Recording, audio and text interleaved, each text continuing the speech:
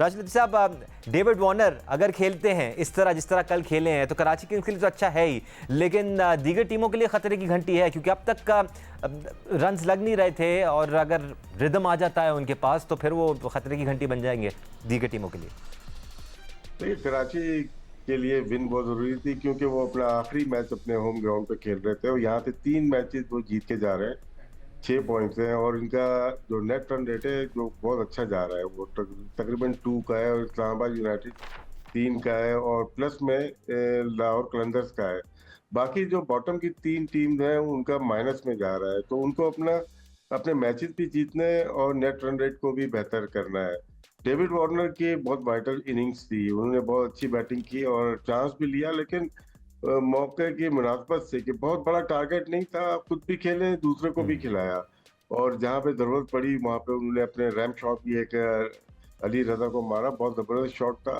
तो कराची के लिए कोई शाइन है जहाँ पे साइफर्ट रन नहीं करे, विंस ने 2 मैचेस में रन किए, खुशदिल ने 2 चेजिंग में रन किए हैं। तो खुशदिल की भी तारीफ बनती है यहाँ पे, जिस तरह से उन्होंने अपने गेम को चेंज किया, आंखें बंद करके मारी नहीं, उनको पता था कि क्या सिचुएशन है, 2 रन भी लिए, 1 रन भी लिया और जहां पे जरूरत पड़ी बाउंड्री भी, बहुत प्रोफेशनल बैटिंग की है उन्होंने। मेरे ख्याल से जरूरी है, जहाँ पे कराची किंग को थोड़ा सा प्रॉब्लम नजर आ रहा है जिस तरह से दूसरी टीम में कि उनके यंगस्टर परफॉर्म नहीं कर रहे, कुछ ड्रॉप भी हो गए, ये अहम बात है क्योंकि अहमद भी करते हुए आए हैं, सिक्कू भाई भी और फवाद भी।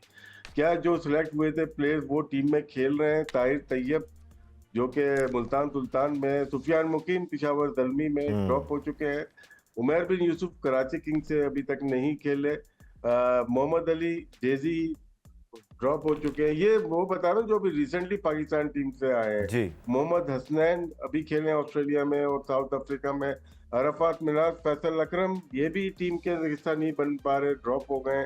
तो बहुत सारी चीजें, कासिम अकरम और जहादात खान, ये तो वो प्लेयर्स हैं जो कि नहीं खेल रहे। पीएसएल हमारे अपनी लीग है, इनको चांस मिलना चाहिए क्योंकि रिसेंटली पाकिस्तान टीम से खेलते हुए आ रहे हैं। लेकिन बात हो रही है मैच की, तो बाल बाल मेरे ख्याल से कराची किंग जीती। और लाहौर कलंदर का जो कोचिंग स्टाफ कल नजर आ रहा था, इंतजाम को देख रहे थे हम, मुशी को देख रहे थे, और बस अफसोस हुआ कि उनकी टीम हार गई, लेकिन शायद कराची ज्यादा डिजर्व करती थी। एक तरह तो बाबर आजम थोड़े बहुत रन किए, लेकिन वो ऐसी बैटिंग कर सकते थे इस मैच में जो कि मैच विन हो सकता था। जी राशिद लतीफ़ साहब, एक तरफ तो आपने वो नाम गिनाए जो कि पाकिस्तान के लिए खेले हैं रिसेंट टाइम्स में, लेकिन टीमों में जगह नहीं बना पा रहे हैं, जगह बनाई भी तो जगह खो दी। एक तरफ वो प्लेयर्स भी हैं जो पाकिस्तान टीम से खेले हैं, टीमों में भी मौजूद है लेकिन परफॉर्म नहीं कर पा रहे हैं। इरफान खान न्याजी वो सबसे बड़ा नाम है जिनको रिसेंट टाइम्स में बड़े मौके मिले हैं, लेकिन कराची किंग्स के लिए कुछ ज़्यादा कर नहीं पा रहे हैं। खुशदिल शाह की यहाँ तारीफ ज़रूर बनती है। सिक्कू भाई, हम पहले सेशन में जल्दी से इस मैच के बारे में बात करना चाह रहे हैं, तो मैं आपसे बॉलर्स के बारे में बात करना चाहूँगा।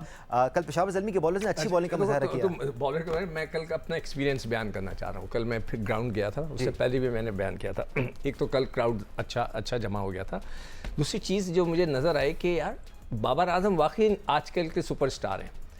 वहाँ पर जो तस्वीर जब भी उनकी आती थी, पूरा क्राउड जो है वो खड़ा होकर क्लैपिंग शुरू करते थे, बाबर के नारे लग रहे थे, और बाहर जो लोग आ रहे थे अंदर वो मुझे बता रहे थे कि जो लोग लाइनों में लगे हुए थे वो कहते यार जल्दी चलो, बाबर की बैटिंग देखनी है, वो आउट ना हो जाए।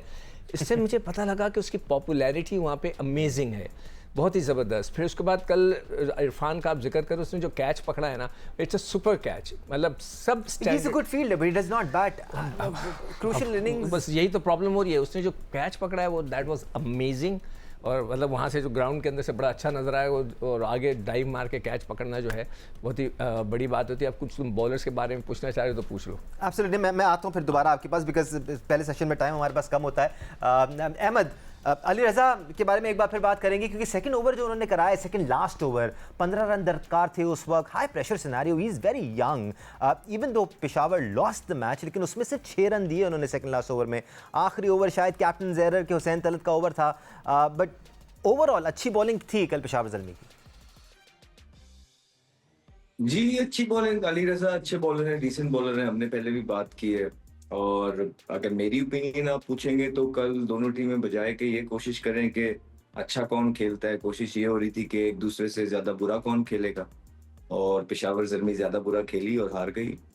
उसके बाद आप देखिए कि ओवरऑल पेशावर ज़ल्मी की आप बात करेंगे या पाकिस्तान के प्लेयर्स की बात करेंगे, जब कोई बैटर कैप्टन होता है तो उसकी, हम आपके शो में बहुत दफा बता चुके हैं कि उनकी कोशिश होती है कोई भी चीज बैटिंग पे ना पड़े, इसलिए वो बैटिंग लंबी खिलाते हैं। चैंपियंस ट्रॉफी में भी देखा, 10 ओवर का कोटा जो है वो खुशदिल शाह और आगा से करवाने का प्लान बनाया गया कि बैटिंग लंबी हो जाए। और कल के मैच में भी हमें प्राइम एग्जांपल मिली कि एक बॉलर शॉट खेले हैं। जब आप देखिए आखिरी ओवर में थोड़ा सा पिच भी इस तरह का था, कुछ भी हो सकता था। अगर पेशावर ज़ल्मी के पास एक जेन्युइन बॉलर और होता तो शायद ये मैच पेशावर ज़ल्मी जीत जाता, या बाबर आजम ने वुड का या जोसेफ का ओवर रखा होता तो शायद पेशावर ज़ल्मी जीत जाता। समझ आती है कि वो आउट करने जा रहे थे, उनकी कोशिश ये थी बाबर आजम की कि हम विकेटें ले लें और विकेटें लेके मैच जीते हैं, बिल्कुल। लेकिन मसला यही आता है कि जब आप एक बॉलर शॉट के साथ जाते हैं तो फिर आप कहीं ना कहीं फंस जाते हैं। अगर तो वहां पे विकेटें मिल जाती, आउट हो जाती तो वाह हो जाती, नहीं हुई तो आखिरी ओवर आपको पूरे मैच में एक ही ओवर हुसैन तलत ने कराया, वो आखिरी ओवर था जो आपने उसको दे दिया और मैच आपके हाथ से निकल गया। तो ये कुछ चीजें हैं इसी तरह की। बाकी किसी पे क्या ज्यादा दानिश हमने बात नहीं की, हुई पाकिस्तान की टीम नहीं है यहाँ पे, ये फ्रेंचाइज की टीम है, क्या किसी को क्रिटिसाइज करें। फ्रेंचाइज का मामला है, हाँ अवाम के लिए हम थोड़ी बहुत बात जरूर कर देते हैं। हमें किसी पे बात करने की, किसी के इनिंग पे बात करने की ना तो भाई इतना कोई शौक है ना कुछ है। क्रिकेट आपके सामने सारे खेल रहे हैं। एक बात अच्छी हुई है आज के शो में, राशिद भाई ने वो सारे नाम गिनवा दिए हैं कि जो पाकिस्तान का फ्यूचर है, जिनको मौका नहीं दिया जा रहा है। ये पीसीबी की पॉलिसी होनी चाहिए थी कि इन तमाम प्लेयरों को फ्रेंचाइज का हिस्सा बनाएं। पास्ट के अंदर भी यही हुआ है कि सीनियर प्लेयर्स अपने ही लाइक माइंडेड लोगों को, फ्रेंड्स को ओब्लाइज करते रहे हैं और यंगस्टर बेचारे इस तरह डिप्राइव रहे हैं। एक दफा फिर हमने देखा, क्योंकि कप्तान जो है वही फ्रेंड्स हैं हर फ्रेंचाइज के, तो आपको वही सीनियर प्लेयर सारे वापस मिलेंगे और वो सारे यंगस्टर जो पाकिस्तान की तरफ से खेल रहे हैं, कॉन्ट्रैक्ट का हिस्सा है, वो आपको बेंच गर्म करते हुए नजर आएंगे पूरे पाकिस्तान के अंदर। फवाद, शॉर्टर फॉर्मेट में फिर ऐसा ही होता है, कहीं इक्का दुक्का ओवर गलत किसी को से करवा दिए या किसी से सही टाइम पे ओवर नहीं कराया। जैसे अहमद कह रहे हैं हुसैन तलत को मिड स्टेजेस में एक आध ओवर दे दिया जाता तो शायद आप आखिर में ज़्यादा मैनेज कर लेते, या आप वो जो एक्स्ट्रास पेशावर ज़ल्मी के यंग बॉलर्स ने दिए वो रोक लेते तो शायद डिसिप्लिन बेहतर कर लेते तो हो जाता। अगर मगर से इस वक्त पेशावर ज़ल्मी की टीम आगे बढ़ रही है, चीज़ें बेहतर ज़रूर हुई थी इससे पहले वाले मैच में। फवाद, आपको लगता है कि ज़्यादा दूर नहीं है अच्छी परफॉर्मेंस से? There are things that are happening जो कि सही हो रही हैं, बस थोड़ा सा नोक पलक करने की ज़रूरत है। देखिए, मुझे पहले तो हमें ये समझना चाहिए कि हम किसकी कप्तानी की बात कर रहे हैं। ठीक है, अगर सऊद शकील पहली एडिशन में कप्तानी कर रहा है तो ठीक है, उसके लिए हम ये बात कर सकते हैं कि थोड़ी गलती हो गई। बट हम किसकी बात कर रहे हैं पहले ये हमें नजर में रखना चाहिए कि उसके ऊपर ये नहीं आना चाहिए कि उससे ये गलती हो गई, या पहले करा लेते हैं या बाद में करा लेते हैं, या विकेट्स लेनी थी, ये सेफ शॉट है, इस तरह की हमें बातें नहीं करनी चाहिए। गलती है उनकी। अगर पहली बात तो ये उनको ये सोचना चाहिए कि उनकी टीम ऐसी है, एबिलिटी ऐसी है कि 200 रन बनेंगे तो वो चेस कर सकेंगे। वो तो एक मैच में हो गया, वो एक जिस वक्त ये हारिस और वो कैटमोर जो है वो रन्स करेंगे तो इतने रन्स हो जाएंगे, और वो ओवन जो है नीचे से आगे करेंगे तो हो जाएंगे। हर मैच में नहीं होंगे भाई। आपकी टीम 180 वाली है तो आप बॉलिंग तो पूरी खिलाओ ना, आप बॉलिंग खिलाओ। आप अपने लिए मतलब बैटिंग लंबी करने के लिए आप बॉलिंग शॉट खेलते हो, ठीक है, ऊपर से बैटिंग कोई भी इतनी जो है फॉर्म में है नहीं है आपके पास, और फिर हम ऐसी बात करें कि हाँ थोड़ी गलती हो गई, सही हो रही है चीजें। ओ भाई, ये कौन सी बातें हो रही हैं कि सही हो रही हैं चीजें? अभी भी इधर आके सही चीजें करेंगे। 25 का टोला है उनका सपोर्टिंग स्टाफ का, और इतने मैचेस, अगर जितने मैचेस हैं और जितना एक्सपीरियंस, जो कि कहते हैं कि इतने एक्सपीरियंस हैं, तो उनको अभी भी मैचेस चाहिए सही करने के लिए चीजें। जो 10-10 साल से एक ही फ्रेंचाइज में, उनको भी टाइम चाहिए टीम सही करने के लिए, कॉम्बिनेशन बनाने के लिए। कप्तानी जो बंदा 8 साल से कर रहा है उसको कप्तानी सही करने के लिए टाइम चाहिए। आई डोंट अंडरस्टैंड, मुझे समझ नहीं आता कि हम ये क्या बात कर रहे हैं। आपको डायरेक्ट पॉइंट आउट करना चाहिए कि भाई कप्तानी गलत है, नहीं आती कप्तानी, सिंपल इज दैट। आप ये बोलो, प्लेयरी वाइज बात नहीं कर रहे, बट कप्तानी है नहीं आती। वो हमें ऊपर भी नजर आई है सतह पे और इधर भी नजर आ रही है। जिसका स्ट्रगल हो रहा है इंडिविजुअल परफॉर्मेंस या इंडिविजुअल खेलने के लिए, आपकी टीम इसी तरह खसारे में जाएगी। चाहे वो हुसैन तलत से आप 20वां ओवर करवाओ या हुसैन तलत से आप 14वां ओवर करवाओ।